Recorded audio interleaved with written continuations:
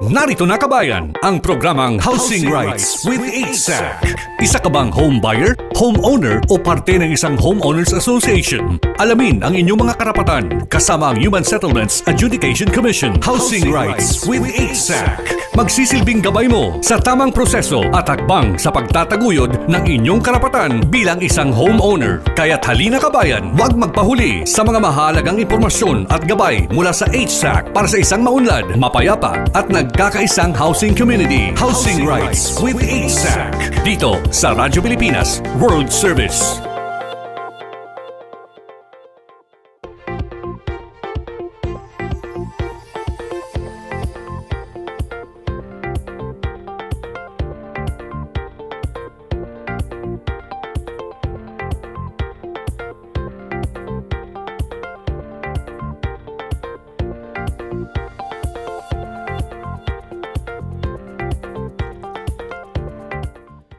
Magandang araw Luzon, Visayas at Mindanao at sa iba't ibang panig ng mundo na nanonood at nakikinig sa atin.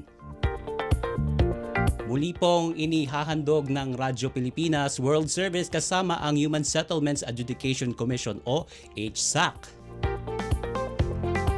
Welcome kabayan dito sa ating programang Housing Rights with HSAC at ako po ang inyong lingkod, Jerome Toledo, makakasama ninyo sa isang oras na talakayan sa mga serbisyong hatid ng komisyon sa taong bayan at ating pag-uusapan ang inyong mga karapatan bilang homeowner, home buyer at o bilang miyembro ng Homeowners Association.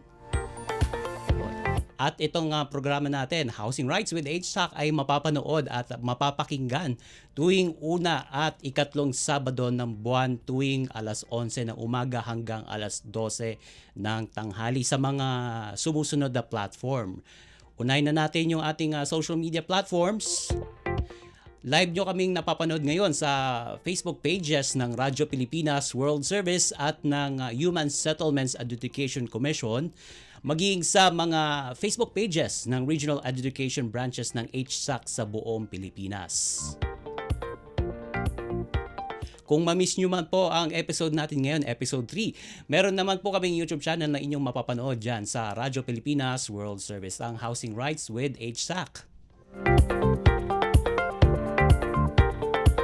At syempre, mapapakinggan rin ang programang ito, ang Housing Rights with HSAC sa mga provincial stations ng Radyo Pilipinas.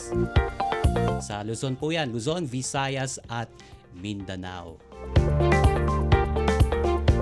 At inyo rin pong napapakinggan live ang aming programa sa audio streaming sa pamamagitan po ng PBS eVox Receiver app.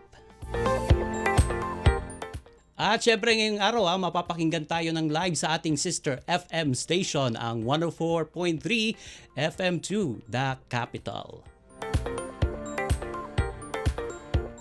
At hindi pa magpapahuli dyan ang ating shortwave broadcast para po sa ating mga overseas Filipinos living and working sa iba't ibang bahagi ng mundo. Mapapakinggan nyo po ang programang ito sa shortwave o radio broadcast sa mga sumusunod na shortwave frequencies. Yan po ay sa 9.925 MHz, 12.120 MHz at 15.190 MHz.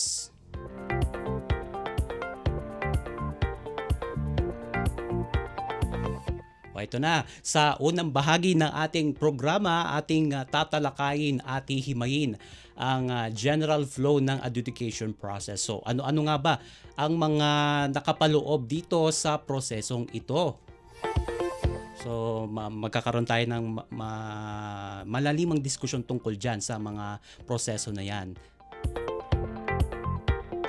At sa ikalawang bahagi ng ating programa ay ating babalikan ang isang kasong dinesisyonan na ng Korte Suprema patungkol sa lisensya na magbenta ng property o yung tinatawag nga na license to sell.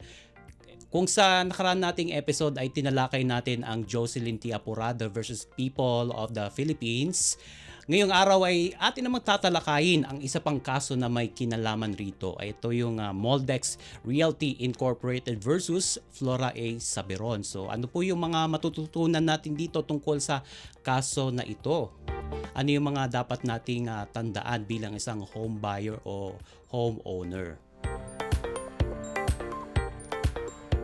Lahat po yan antabayan ninyo sa kabuuan ng ating programa. Samantala, narito na sa ating studio live si Attorney Michael Vincent Esgadi, ang Officer in Charge ng Office of the Executive Clerk of the Commission ng Human Settlements Adjudication Commission. Magandang araw po, Attorney Jing. Welcome po sa ating programang Housing Rights with HSAC. Yes, magandang umaga, gabi at hapon kung nasaan man kayo naroroon.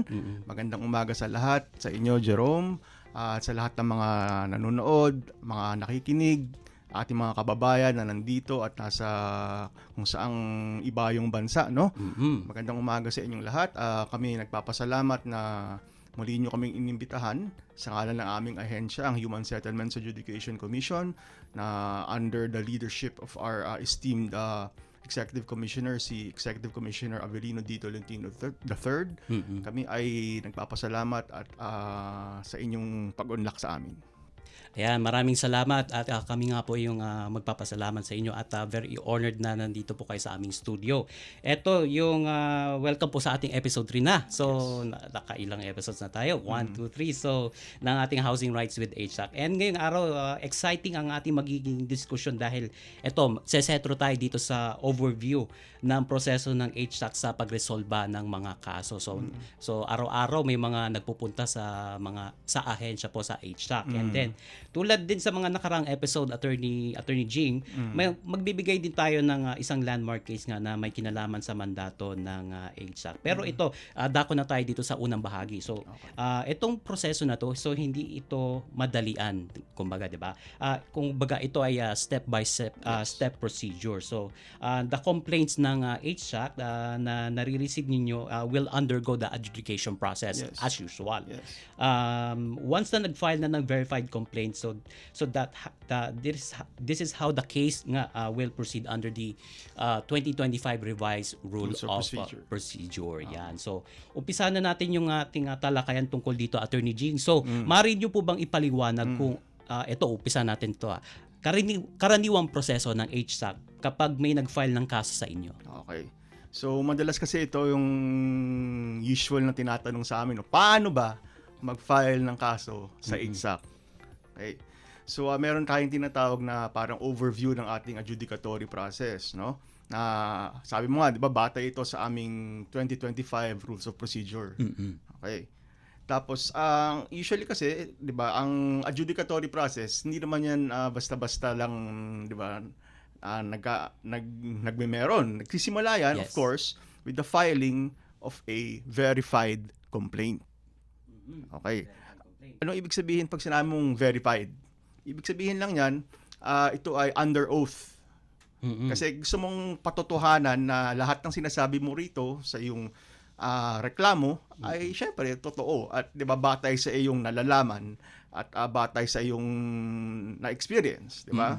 So ilalakip mo roon sa iyong complaint na ifa-file mo in triplicate, no, 3 copies sa aming regional adjudication branch. Sasamahan mo siya ng isang affidavit na nagsasabi na ito ay ayon sa iyong kaalaman, ito ay totoo, etc., etc. So meron namang mga formats yan na pwedeng magamit, no? Tapos syempre i-attach mo rin dun sa iyong complaint or verified complaint yung mga ebidensya mo.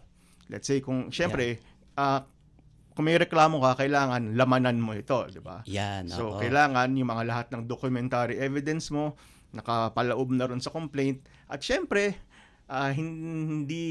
hindi matutuloy ang iyong complaint kung hindi tayo magbabayad ng tinatawag nating filing fee. Filing fee. So, tanong ko dyan, Attorney Gali, magkano ba ang filing fee? Hindi naman siya ganun kamahal. Ang sa alam ko nasa around 2,104. 2,000? Oh. O basta na hindi siya lalagpas ng 2,200. Okay, yan. So, malinaw yan. So, ating check na yan later on, Attorney Gadi. Pero ito, ipapakita ko lang sa ating camera, ito sa ating program. Ito po yung complaint form. Yan. Oh, at syempre pinapakita na rin natin as well doon sa ating screen yung ganitong complaint form na kailangang i-fill out ng ating mga magrereklamo do o magpa-file ng reklamo. Accessible naman ata yan sa aming website at I think kung pupunta kayo doon sa aming regional branches ay assist naman nila kayo. For instance kasi meron naman kasi mga nagpupunta roon or mga may nagrereklamo na let's say hindi sila assisted by a lawyer, di ba? Kasi hindi naman lahat naka-afford na mag-hire ng abogado. So, ginagawa natin as much as possible na maging accessible yung pagpa-file ng kaso sa ating mga stakeholders, no? So meron tayong ganyan mga complaint forms na pwedeng fill upan na lang para mas mapadali yung pag-file nila ng kaso. Ayun. So pwede ring pwedeng i-submit sa office and then pwede rin sa online, 'di ba, Attorney Gadi? Well, sa ngayon wala pa kaming facility for online filing. Ayan. Pero baka eventually. Eventually, yan. So we hope for that. So but in the meantime, you can file anytime sa ating mga regional adjudication branches ng HSAC. Okay. Nabanggit mo rin na dun nga sa regional adjudication, gusto ko lang i-specify na for instance, kasi yung mga cases na fina-file sa amin, either may kinalaman nga sa real estate transactions or yung homeowners associations. Kung real estate transactions po, halimbawa isa kayong buyer, gusto niyo magreklamo ng developer, magpa-file kayo doon sa regional branch namin kung saan located yung project. Halimbawa, yung condo or subdivision na binilhan mo ay located sa, let's say, sa Naga City. Naga City. Saang region yon? Sa Bicol yon, no? So anong region yon? So region 5. Yon RAB 5 now. So sa RAB 5 ka pupunta, which is in Legazpi. Okay. So ganon. Okay. So plus for instance, yung HOA nyo ay registered sa, for instance, dito sa Quezon City. So saang RAB ka pupunta? Sa NCR sa yan. NCR. Na nandito lang, dyan lang sa sa kanto ng Kalayaan at dito lang din, Mayaman. malapit lang din dito sa ating station. Yes. Okay. So ito nga complaint. So tanong ko na rin, Attorney Gadi, ano yung usual in your knowledge, yung mga usual na complaint na ating natatanggap? Well, ang madalas, for instance, kapag may kinalaman sa real estate transaction ay refund.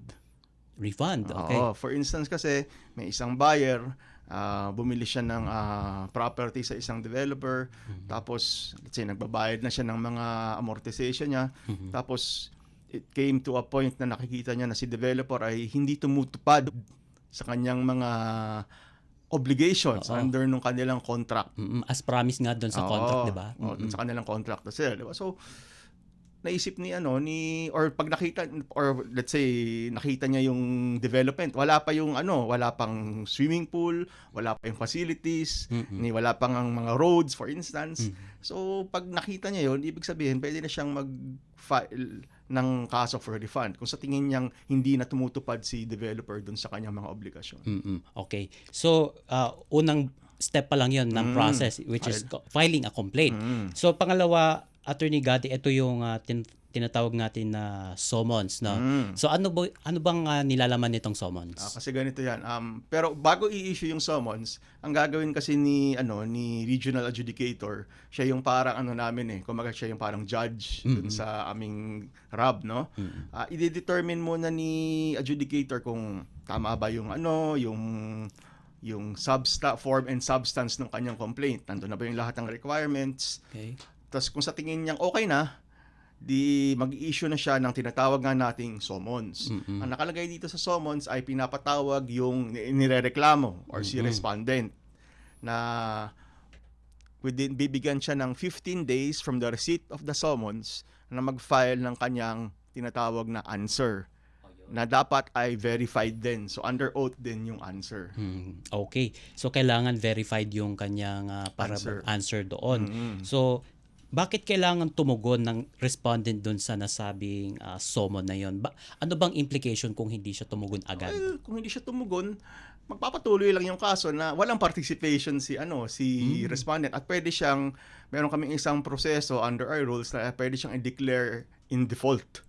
So ibig sabihin, hindi na siya makakapag-participate, although papadalhan pa rin siya ng mga proseso ganyan, pero kumbaga parang na-waive na niya yung kanyang pag-participate doon sa kaso. At anong magiging implikasyon nun?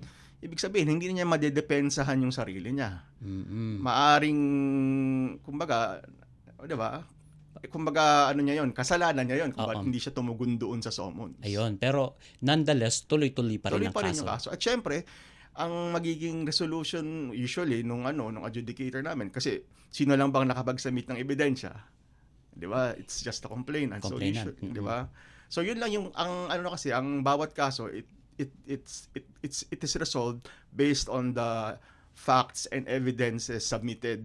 No? So kung yung evidence ay nanggaling lamang sa isang partido, 'di ba? Mas more or less malalaman mo na kung sino. Ayan, oo.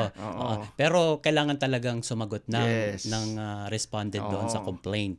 Unless the respondent be declared in default. Ayan, okay. Malinaw 'yan. So, meron pa po bang na nakaano dito sa summon na ito? Kailangan lang talagang sagutin ito ng respondent. Nakasaad din doon sa summons na tinatawag yung mga parties to attend what you call a mandatory conference. Yan, oo. Yan ito, sana itatanong ko. So, kailangan talaga nilang pumunta dito, mandatory to. So, hindi mandatory nga eh. Hindi nga pwedeng i-skip ito, no? Yan, okay. Okay, pero itong susunod na proseso, itong ikatlo is yung answer nga. Ano nga ba itong answer na ito? Well, yung answer, dun, syempre, di ba, mayroong reklamo si complainant. Syempre meron dong mga allegations laban kay respondent. Syempre si respondent doon sa kanyang answer, sasagutin niya yung bawat allegation na yon. It's either aaminin ba niya yung sinasabi ni complainant or papabulaanan ba niya. Ayun. 'Di ba? At syempre, in the same way that your complaint should contain mga evidences, kailangan yung answer mo rin, meron din ka rin nakalakip ng mga ebidensya ron na yun nga, pinabubulaanan mo yung sinasabi nung complainant. Which is, pupunta tayo dito sa position paper. No? So, teka, bago tayo pumunta sa position paper, medyo may na-skip muna tayong isang halagang proseso. Before the parties file their position paper, yun nga, sabi ko nga kanina, kailangan ka muna mag-attend ng tinatawag na mandatory conference. Yung mandatory conference kasi, isa itong mahalagang step, no, na hindi natin siya pwedeng ipagpaliban kasi nga dito sa mandatory conference dito unang maghaharap si complainant at si respondent. At ang nagpe-preside dito is yung regional adjudicator. Kumaga parang siya yung judge. So meron kami parang korte, parang may hearing room kami ron na yan minsan naka-robe pa si adjudicator, no. Na para kang nasa korte talaga. So tatanungin ni adjudicator, may complaint dito, ito yung answer, kasi tatanungin din ng adjudicator, kailangan makita niya kung ano yung mga issue. Kasi bawat kaso na final sa amin, syempre may mga issues yan. At yung mga issues na yan ay maaari mong makita batay doon sa mga allegation na nasa complaint at allegation doon sa answer. Kung meron dong mga allegation na kumbaga nagka-clash or hindi nagtutugma, yun yung matutatawag natin ng mga issue na kailangang i-resolve ni adjudicator. For instance, yung complaint niya ay for a refund. So sasabihin ni complainant, hindi nyo natupad yung inyong obligasyon, hindi nyo pa ginagawa yung mga facilities. Entitled ako sa refund. Sasabihin naman ni developer, ay hindi. Kita mo dito, meron kaming ebidensya na nagawa na namin yan, etc. etc. So, yun yung para magiging main issue is the complainant entitled to a refund. Yun. So ito yung pinaka-critical na stage, no, ng prosesong ito. Parang hango din ito kung sa korte, no. Ito yung parang stage na tinatawag din nilang pre-trial.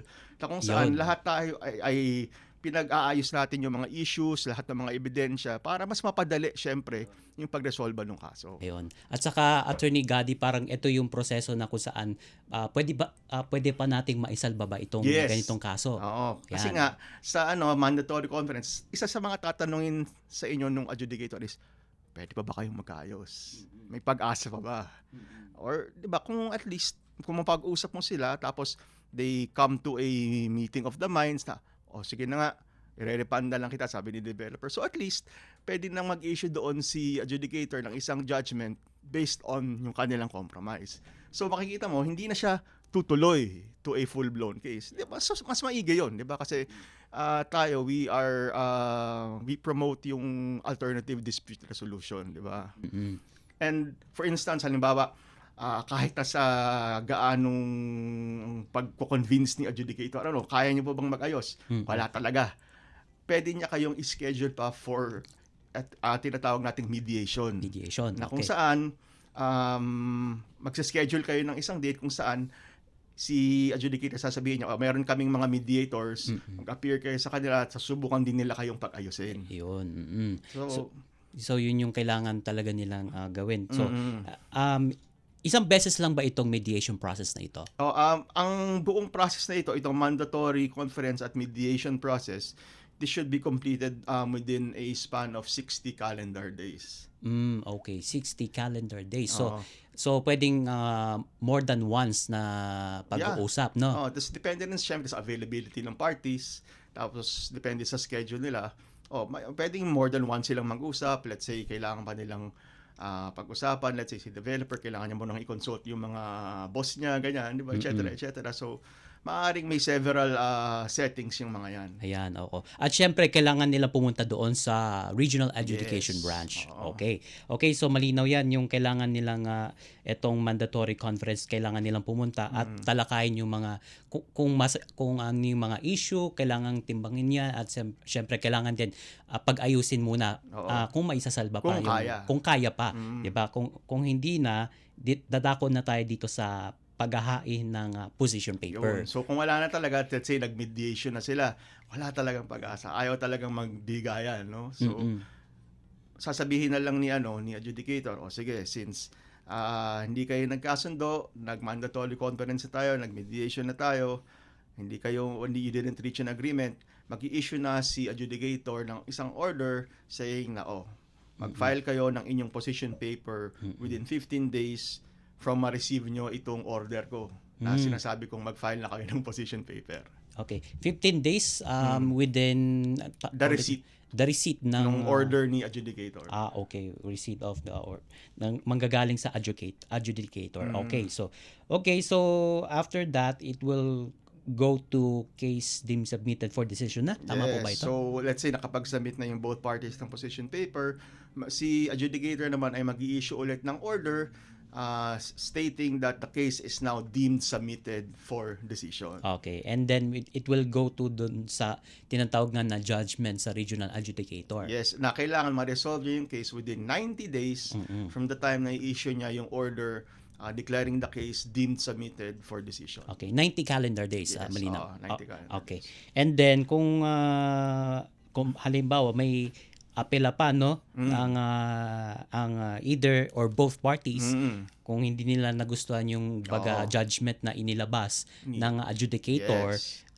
eto na dadako tayo dito sa appeal to the commission division. Yes. So ano nga po bang Okay. nangyayari dito? So syempre, 'di ba, pag nag-issue na ng decision si adjudicator, syempre hindi naman yan magugustuhan ng both parties, 'di ba? Yes, Merong oo. magko-complain diyan. Oo, hindi maiwasan yan, Atty. Gadi. Or maaring isa ayaw, yung isa gusto, or parehong ayaw, 'di ba? Maaring. So pwedeng pa ring i-file ng appeal diyan sa decision ng adjudicator. At if-file mo ito, ganun din in triplicate copies din. Tapos kailangan verified din po itong ating appeal memorandum na ifa-file. Ifa-file din ito doon sa with the RAB. Doon Okay. din sa regional branch. Okay. Oo. Tapos ifa-file din siya within 15 days from receipt nung kopya nung decision. Oo. Okay. And then meron nga kasunod nga nito ay yung counter memorandum, no? Kung let's say ang nag-appeal ay si respondent kasi hindi niya nagustuhan yung decision ni adjudicator, meron siyang 10 days.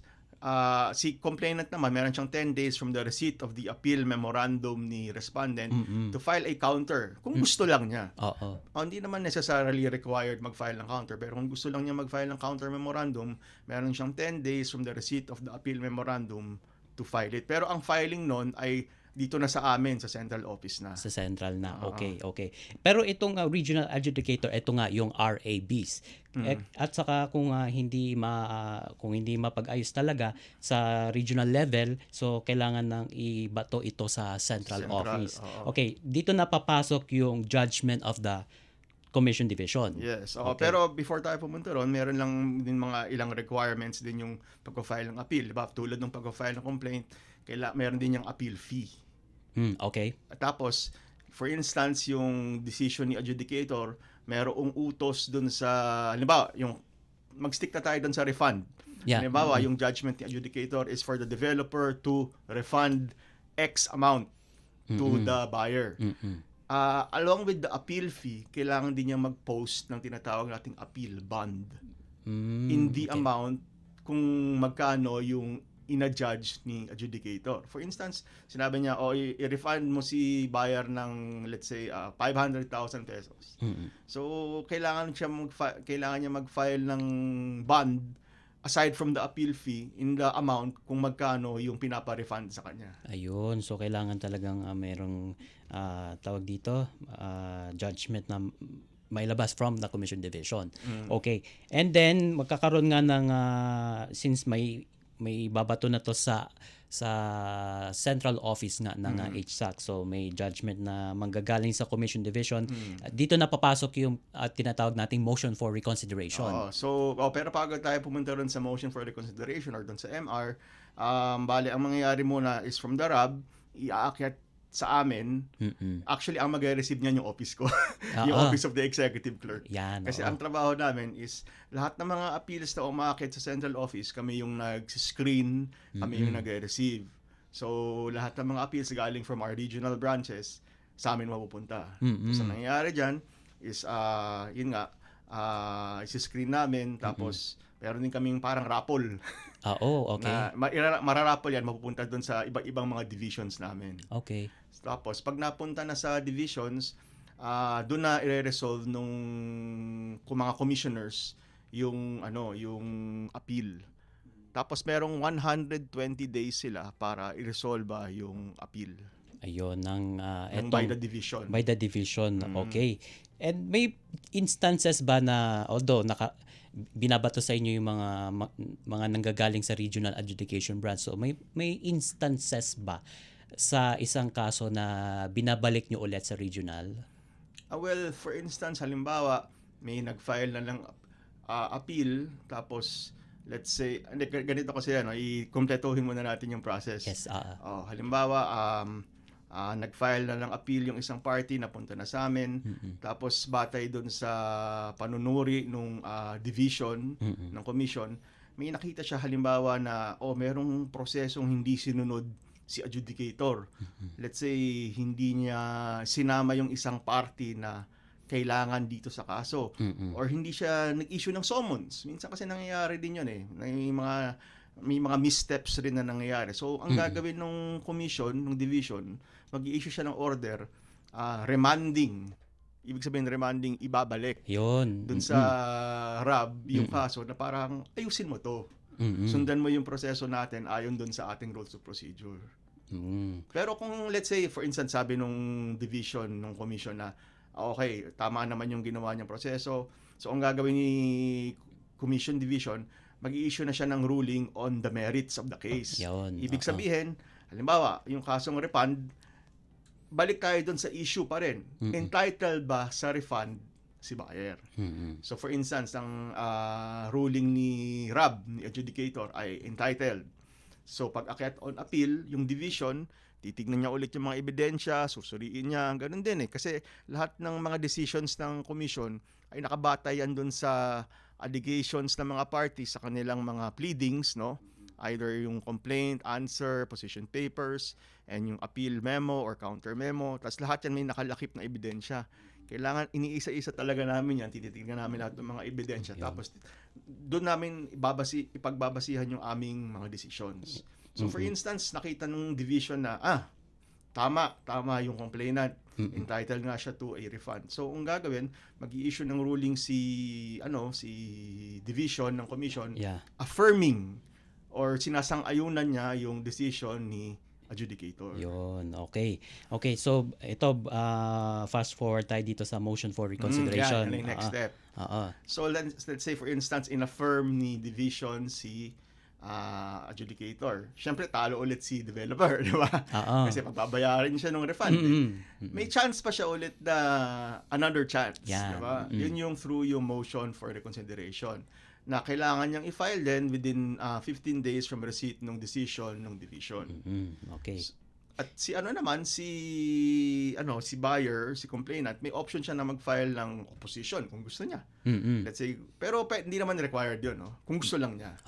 Okay. Kasi syempre kailangan depensahan niya yung stand niya, 'di ba? Na ako entitled ako sa refund. So, mali yung sinasabi ni developer. So, mag-file siya ng opposition kung gusto lang niya. Pero yan.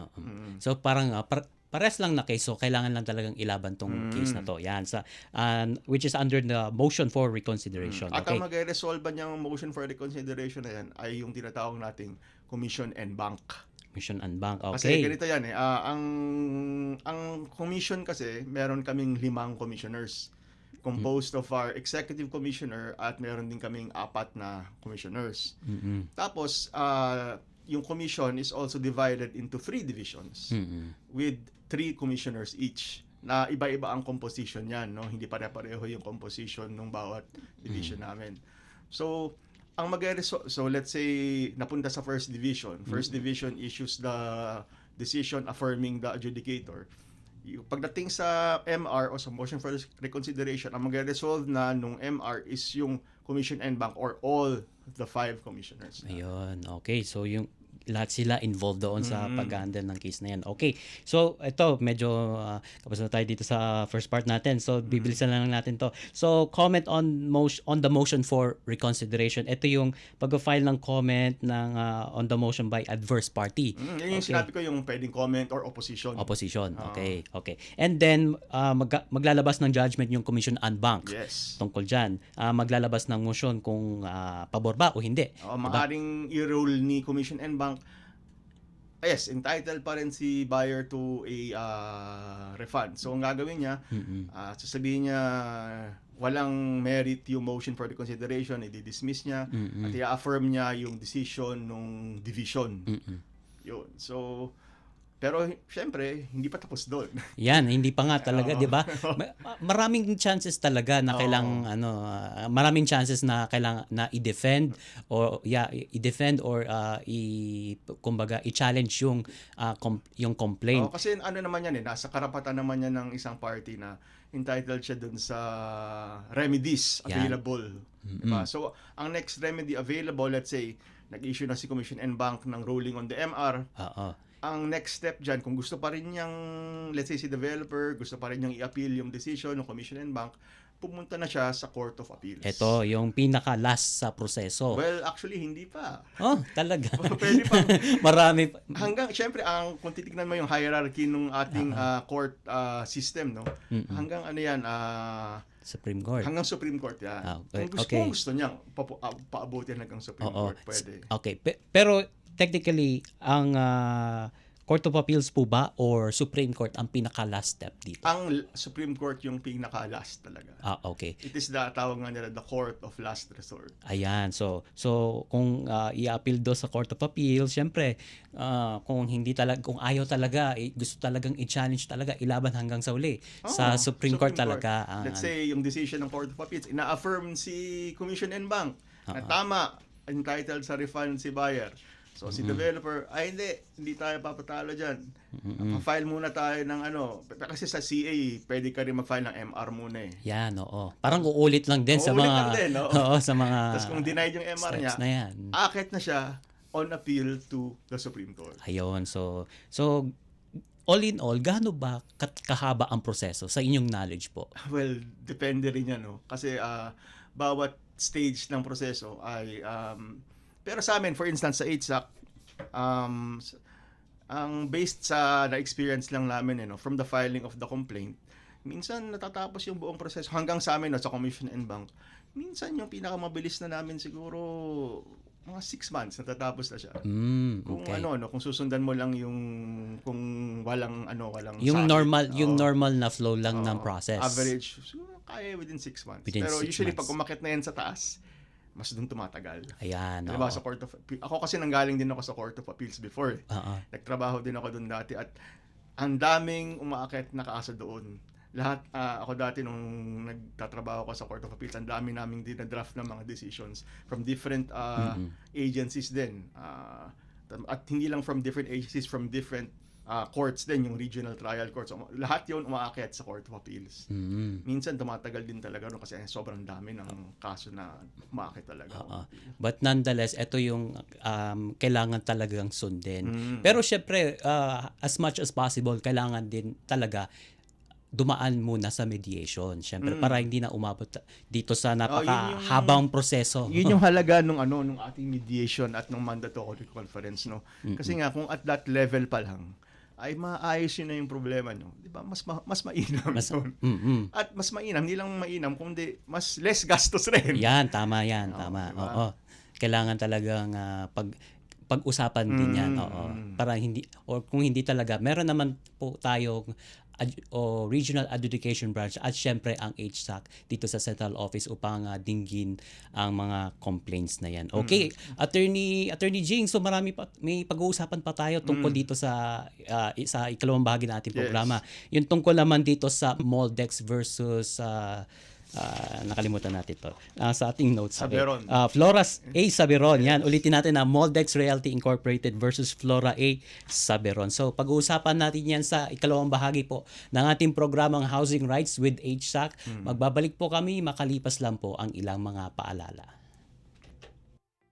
Mas pinadali na ang government transactions sa tulong ng eGovPH Super App. Pwedeng-pwede mo nang magawa ang lahat ng ito. I-download ang eGov app sa iyong smartphone o tablet mula sa App Store o Google Play Store. Pagkatapos, ilagay ang iyong mobile number at i-authenticate gamit ang one-time PIN o OTP para marehistro ang iyong account. Saka ilagay ang iyong mga pangunahing impormasyon at kumpletuhin ang facial recognition technology para sa verifikasyon ng iyong pagkakakilanlan. Para sa mas mabilis at mas maayos na serbisyong panggobyerno, gamitin na ang eGovPH Super App. Mabilis ang trivia, dagdag talino. Heto na ang Dagling Kaalaman. Alam nyo ba, sa mga PhilHealth covered cases, mayroon ng zero balance billing o no balance billing. Paano ito gumagana? Simple lang. Magpa-admit sa ward ng DOH accredited hospital. Ipakita ang PhilHealth ID o NDR, pati na rin ang government issued ID at admission documents. Dumiretso sa PhilHealth Help Desk para sa verification at processing. At paglabas mo ng ospital, covered na ng PhilHealth ang room and board, doctor's fees, lab tests, operating room, at gamot mula sa pharmacy. Layunin nito ay mas pantay, abot kaya, at tuloy-tuloy na serbisyong pangkalusugan para sa lahat ng Pilipino. Kaunting kaalaman na malaking dagdag talino. Abangan muli ang susunod na Dagling Kaalaman. Anong latest? Usap-usap. Housing Rights with HSAC sa Radyo Pilipinas World Service.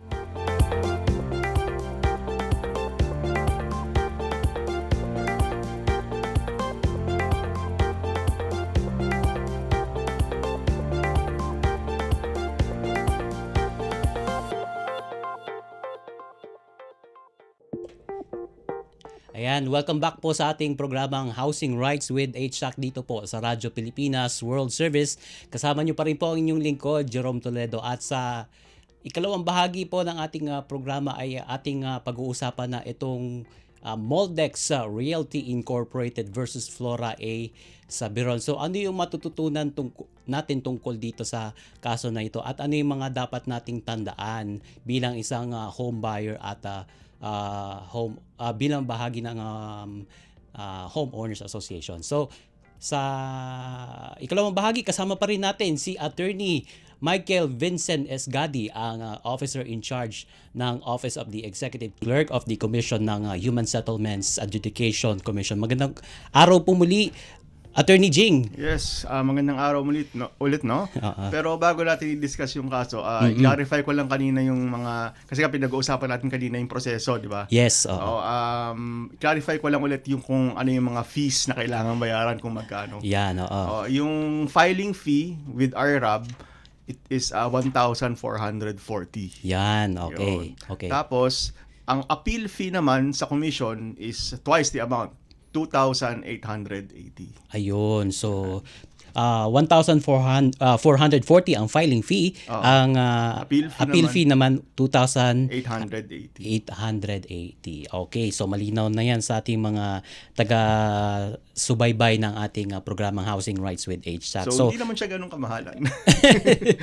Pero syempre kailangan din yun para at least ma-resolve yung kaso Yes, nila. oo. Ayan, okay. Yan ang mahalaga dyan, Attorney Jing. So ito, dako na tayo dito sa ikalawang bahagi ng ating programa. Ito yung pag-uusapan natin ang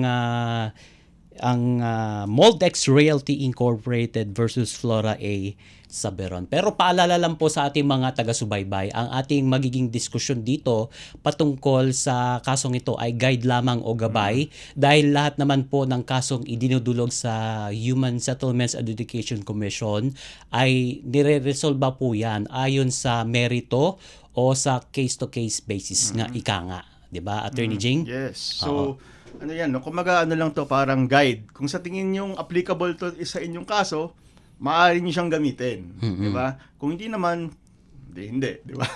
Ganun lang yan. Di ba? At syempre, batay din sa mga ebidensya nyo, kung swak siya dun sa nangyari dun sa kaso, pwede mo siyang gamitin. Pero syempre, ano lang to, academic discussion lang ito. Yan, diba? oo. So, pwede naman gamitin yan as a parang discussion lang yan. Okay, gaya ng ating pinag-uusapan natin dito sa ating program. Okay, pero bago ito, ano ba nangyari dun sa kasong yan? Oo nga, 'di ba? Ano bang masyadong mahaba itong naging kwento nitong kaso nitong si Flora Saberon versus Moldex Realty. Ano nga ba ang nangyari sa kasong ito? Summarize na lang natin, no? Yung basic facts lang yan ganito.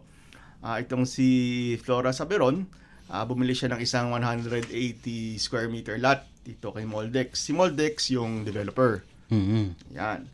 So, nangyari is the usual, nag-execute sila ng reservation agreement, tapos I think nag-execute din sila ng contract to sell, tapos nag-start lang magbayad itong si Flora, si Miss Saberon, ng kanyang mga amortizations, mga payments. Although I think eventually it came to a point na parang nagkaroon sila ng disagreement dun sa mga bayarin. So siguro sa tingin ni Miss Saberon ay parang mali ito So, parang sabi niya, ayoko na. Parang back out na ako. Ayoko nang ituloy. So, gusto ko nang mag-file so kaya siya nag-file ng case for refund.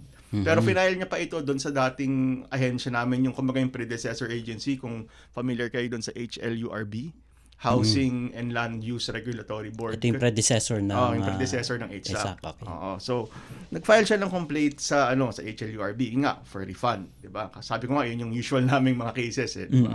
So, ang nangyari dun sa kaso na 'yon, ang unang level ng resolution yun is with yung tinatawag naming arbiter. Hindi pa adjudicator yung tawag ng arbiter pa. Ang ruling naman ni HLURB arbiter is dahil wala raw license to sell si Moldex. Yung developer. For that project. Void yung kanilang contract to sell. And dahil doon, entitled sa refund si Miss Saberon. Yan. Okay. So, ang nangyari doon is, syempre, hindi papatalo syempre yung developer, di ba? In-appeal niya. Ang appeal from the arbiter's decision is doon sa Board of Commissioners. Yun yung parang commission and bank namin ngayon. Pero ano po ba ang naging argumento dyan ng Moldex? Ayun nga, sinasabi niya na hindi porke walang license to sell ay void na agad yung kontrata. So, hindi daw yung rason para manalify yung kontrata. Okay. Pero, ang nangyari nga, ang decision ng Board of Commissioners ay inaffirm si arbiter. So, void yung kontrata, entitled to refund. Yun, Tapos, ang susunod kasing level niyan, aakit naman sa Office of the President. Kasi dati, mula Board of Commissioners, Office of the President ang appeal. This was before yung HSAC pa, no, nung time pa nung HLURB. Si OP sabi niya tama, in-affirm. So void yung contract to sell. Napabor doon sa buyer. Oo, pabor sa buyer. Walang license to sell, entitled to refund. Tapos, syempre, ayaw pa rin patalo ni Moldex. Umakit siya sa Court of Appeals. Yan, Yung susunod. Court of Appeals, in-affirm pa rin. So, from the arbiter to the Board of Commissioners to the Office of the President hanggang sa Court of Appeals, panalo si buyer. So, entitled to refund. Hanggat umakit sa Supreme Court. Nung umakit na sa Supreme Court, ang ruling ni Supreme Court basically is, although violation ng PD 957 yung pagbebenta ng walang license to sell. Strict yan, di ba? Strictly. In fact, pwede ka pa nga makasuhan ng kriminal. Yun, di ba? Pwede ka rin mapatawan ng fine number 10,000 pesos.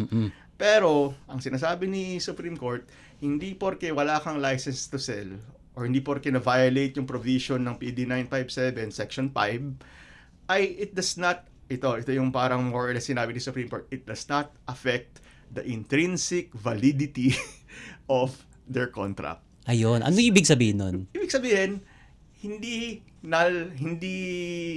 pwedeng inalify o ipawalang bisa yung kontrata, valid pa rin siya. Valid, okay. Despite the absence of the license to sell. Okay, so pero nakapagbuo na sila ng kumbaga nakapag-turnover na itong developer na isang property nila doon sa buyer, no?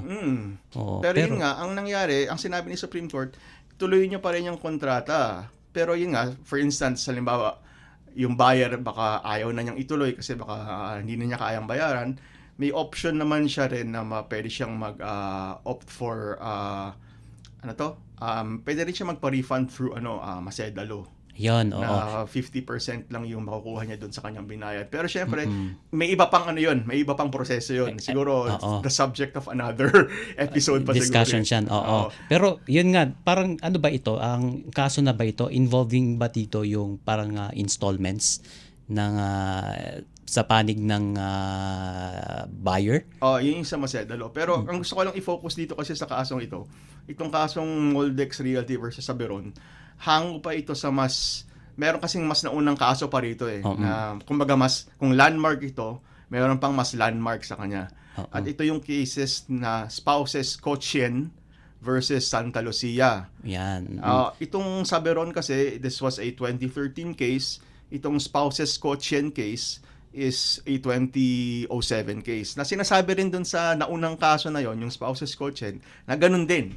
Na basically, yung absence ng isang license to sell ay hindi maapektuhan yung validity ng kanilang kontrata. Ayun, okay. So nagkaroon ba dito ng refund? Well, syempre, ang ginawa ni Supreme Court, ni-reverse niya lahat ng decision. 'Di ba? Panalo si buyer dun sa mga nauna. So ni-reverse ni Supreme Court. So ibig sabihin, hindi siya entitled to refund or hindi siya entitled to the entire refund. Yung buyer. Hindi siya entitled doon sa full. Kasi nga valid pa yung kontrata. Ibig sabihin, pwede siyang either may option siya ng patuloy siyang magbayad or yun nga yung sinabi ko, pwede siyang mag-opt nga na lang ng idaan na lang through Masedalo. Ayun. Pero ibang na yun, ibang discussion na yun. Pero pakipaliwanag sa ating mga tagapakinig at tagapanood. Ano nga ba yung parang konsepto ng Masedalo? Ang Masedalo is basically it is another social justice legislation na ang pinoprotektahan dito is yung mga bumibili ng mga real estate properties through installment. So mas general ang coverage ito, no? Maaring covered din nito ang pagbenta ng condominiums at subdivisions. Sa HSAC kasi syempre ang sakop lang ng aming jurisdiction is yung sale ng mga condominiums, subdivision lots. Pero kasi pwedeng ma-apply rin yung Masedalo sa ibang pagbenta rin. Halimbawa, from one private person to another, through installment payments din ng bayad, pwede mo rin i-apply doon yung Maseda Law. Ayun, okay. So, malinaw yan. So, pero ito, dadako tayo dito sa discussion natin. So, ano yung naging hatol sa mga reklamo ni Flora at paano ito magsisilbing gabay sa ating mga tagapakinig, Attorney Jing? Ayan, sige. Yung ano, so ang main lesson na makukuha natin sa kasong ito, kumbaga the moral of the story is, Pero ano yung naging hatol dito? No? ayun nga, ni-reverse ni Supreme Ni-reverse. Court yung decision ni CA. Yun. Na, at ibig sabihin, reversed lahat ng mga decision, mga previous decisions. Yan, oo. So, ibig sabihin, ay, yun nga, valid yung kontrata, hindi siya na-nullify because walang contract to sell, and therefore, hindi siya entitled to a refund. Ayun, okay. So, yan yung yung magiging gabay ng ating mga tagapakinig, Attorney Pero Jing. meron lang akong gustong i-comment dito sa, kumbaga parang batay lang din to sa aking research, no? Kasi ang ganito, no, ang bawat kontrata kasi, 'di ba, ang involved dito is a contract to sell. Ang bawat transaction between a buyer and a developer, kontrata yan. Yun nga, as evidenced by a contract to sell. Yan. Ngayon, ang bawat kontrata, meron niyang 3 essential na requisites para magkaroon. Ito ay ayon sa ating civil code, no? May 3 yan. Ang tawag namin dyan, COC. Ano nga ba yun? Consent, object, and cause. Consent, Object, and cause. cost. Okay. Isa-isahin natin yan. Okay. Siyempre, bago ka magkaroon ng kontrata, kailangan meron munang mutual consent from both parties. Kumbaga, tinatawag din natin yung meeting of the minds. Okay. For instance, si buyer, gusto kong bumili ng property.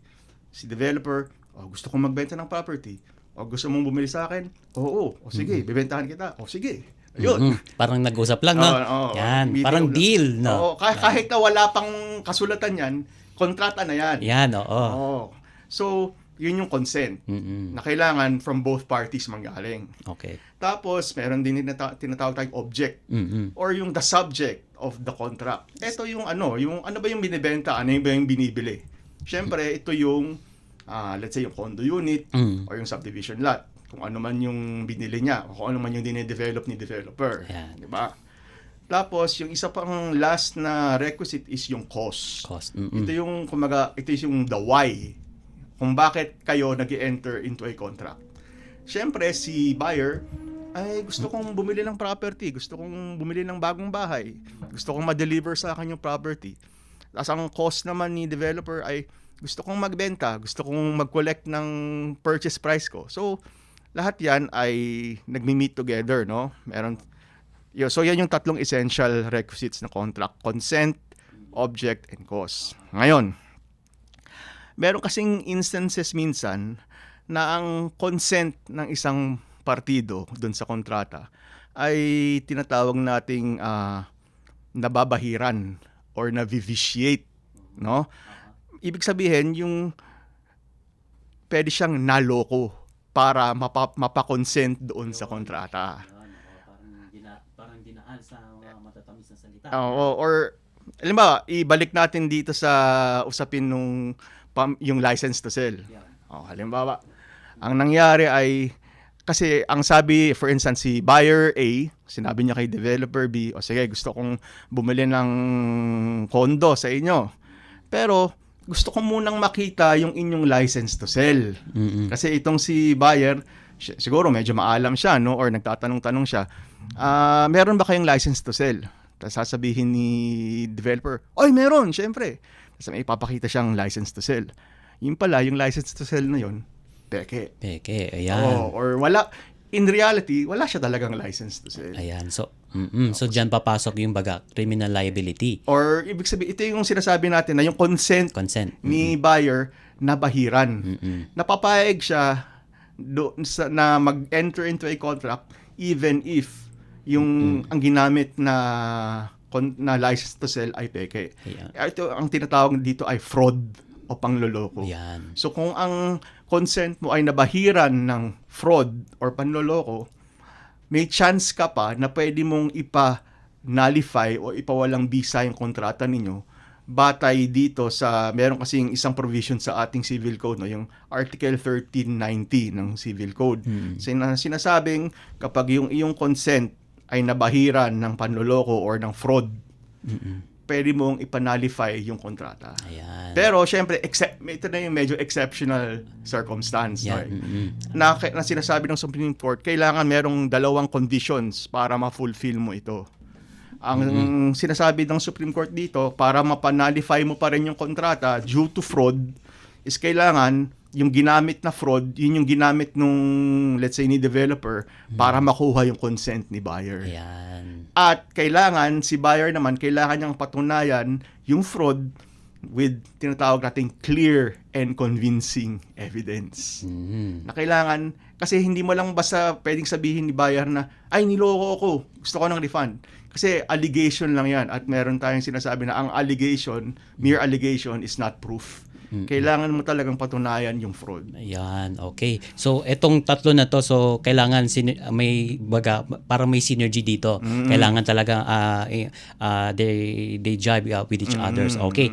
Okay, so medyo kapos na rin tayo sa oras. Attorney Jing, okay, medyo konti na lang yung oras natin. Pero muli, ano po ba ang dapat tandaan ng ating mga kababayan kapag sila ay bibili ng isang property? Okay, kung alam naman natin, 'di ba, na lahat na tayo ay, 'di ba, umaasam na magkaroon ng sariling property natin.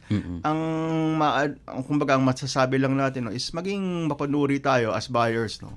Na syempre siguraduhin nyo na yung ka-deal ninyo ay legitimate. Ayan. At pwede nyo naman itong malaman, let's say, pwede kayong lumapit sa DSUD, sa Department of Human Settlements and Urban Development, i-confirm nyo. Halimbawa, doon sa nabanggit kong kaso, meron ba talagang license to sell itong developer na to? Yan, oo. Diba? Halimbawa, nakita mo yung yung binigay sa yung pekeng license to sell, i-confirm mo nga sa DSUD, totoo ba to? Pag sabi ni DSUD, ay, hindi, wala. Walang ganito. So, ayan, diba? So, you just have to exercise kumbaga caution and prudence when trying to purchase real estate properties. Ayan. So, yan. Okay, pero kapag halimbawa ito naloko ka, 'di ba? Binabanggit naman natin yung fraud, no? So, naloko ka ng developer, hindi tinupad yung mga kung ano yung nakasaad sa kontrata, kung ano pa mang mga paglabag sa kontrata na inyong pinasok between you and developer. Paano po ba kayo pwedeng i-contact? Ayan. Sige.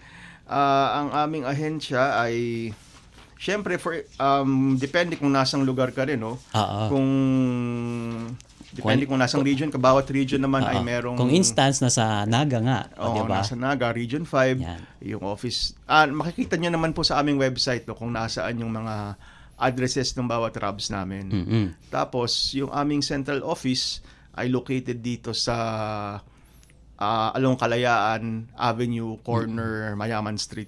Ayan, okay. So, pinapakita natin sa screen yung mga locations na mga regional adjudication branch ng HSAC at maging yung central office natin. At doon sila pwedeng dumulog doon at ihain yung kanilang mga reklamo. Okay, panghuli na lamang po, inyo pong mensahe, Attorney Jing. Okay. So, ano na lang, no? Tulad nga lang sinabi ko kanina, yun nga, sa mga future buyers of properties, maging mapanuri po tayo, maging careful din kung nais nating bumili ng mga either condominiums or subdivision units, no? So, kasi nga, hindi rin na natin masasabi, pero yun nga, kailangan lang nating maging mapanuri talaga. Ayan, malinaw yan. Okay, very well said. And with that, maraming salamat po sa pagsama dito live sa ating studio. Attorney Michael Vincent S. Gadi o Attorney Jing, ang officer in charge ng Office of the Executive Clerk of the Commission ng Human Settlements Adjudication Commission. At dito na po natin tinatapos ang isa na namang episode ng programang Housing Rights with HSAC. Magpapasalamat na po tayo sa ating mga nakasama dito sa ating programa, sa Master Control na si Mr. Milo Junella, sa ating Wirecast Operator na si Mr. Hiro Lucero, at sa ating live stream operator at production assistant sa ating programa si Erwin Peñano. Katuwang din natin mula sa HSAC sina Miss Bea Barte, Miss Jessica Robles at si Mr. George Sinsuat. At magpapasalamat po tayo sa mga commissioners ng Human Settlements and Education Commission sa pangunguna po ni Attorney Sergio Yap, Attorney John Christopher Mahamud, Attorney Michael Cloribel, Attorney Maria Victoria Reyes Beltran, at syempre sa kanilang pinuno, ang Executive Commissioner si Attorney Avelino Tolentino III. Gayon din sa pamunuan ng Presidential Broadcast Service, Bureau of Broadcast Services, sa pangunguna po ni Mr. Alan Alenigue at sa ating station manager dito sa Radyo Pilipinas World Service na si Mr. Ray Sampang. Abangan niyo po sa susunod na episode ng ating programa, May Pagbabago. Kung ano po yung mga pagbabago na yan ay inyo pong abangan soon sa Housing Rights with HSAC.